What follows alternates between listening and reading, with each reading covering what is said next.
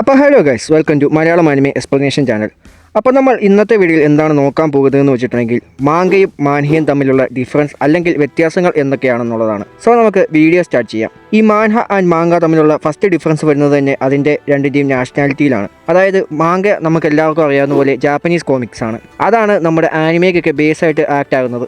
അതുപോലെ തന്നെ നമ്മൾ നോക്കുകയാണെങ്കിൽ മാൻഹ എന്ന് പറയുന്നത് കൊറിയയിൽ നിന്ന് ഒറിജിൻ ആകുന്ന ഒരു കോമിക്സ് ആണ് അല്ലെങ്കിൽ വെബ്ടൂൺസ് ആണ്. അപ്പോൾ ഇതാണ് ഇതിൻ്റെ ഫസ്റ്റ് ഒരു ഡിഫറൻസ് എന്ന് പറയുന്നത് തന്നെ. അപ്പോൾ ഇനി ഇതിൻ്റെ രണ്ടാമത്തെ ഡിഫറൻസ് വരുന്നത് വേറെ ഒന്നിലുമല്ല, അതിൻ്റെ ആർട്ട് സ്റ്റൈലിലാണ്.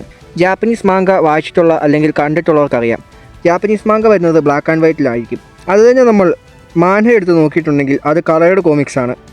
ഇനി അടുത്തൊരു ഡിഫറൻസ് വരുന്നത് എന്താണെന്ന് വെച്ചിട്ടുണ്ടെങ്കിൽ രണ്ടും റീഡ് ചെയ്യേണ്ട രീതിയിലാണ്. അതായത് നമ്മൾ മാംഗ എടുത്തിട്ടുണ്ടെങ്കിൽ മാംഗ നമ്മൾ എപ്പോഴും ബുക്ക് റീഡ് ചെയ്യുന്ന അല്ലെങ്കിൽ കോമിക്ക് റീഡ് ചെയ്യുന്ന രീതിയിലല്ല റീഡ് ചെയ്യേണ്ടത്.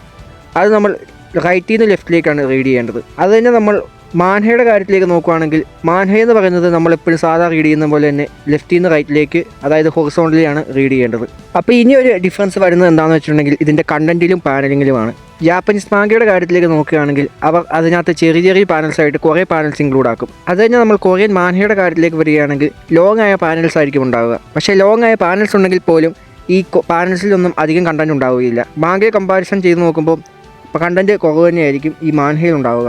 അപ്പോൾ ഇത്രയാണ് എനിക്കറിയാവുന്ന മെയിനായിട്ടുള്ള കുറച്ച് ഡിഫറൻസ് മാംഗയും മാൻഹയും തമ്മിലുള്ളത്. അപ്പോൾ നമുക്കിനി നമ്മുടെ അടുത്ത വീഡിയോയിൽ മാൻഹാസ് എന്തുകൊണ്ടാണ് മാംഗാസിൻ്റെ അത്രയും ഫേമസ് അല്ലാത്തത് എന്നുള്ളതിൻ്റെ എക്സ്പ്ലനേഷൻ നോക്കാം. അപ്പോൾ അടുത്ത നല്ലൊരു കണ്ടന്റുമായി അടുത്ത വീഡിയോയിൽ കാണാം.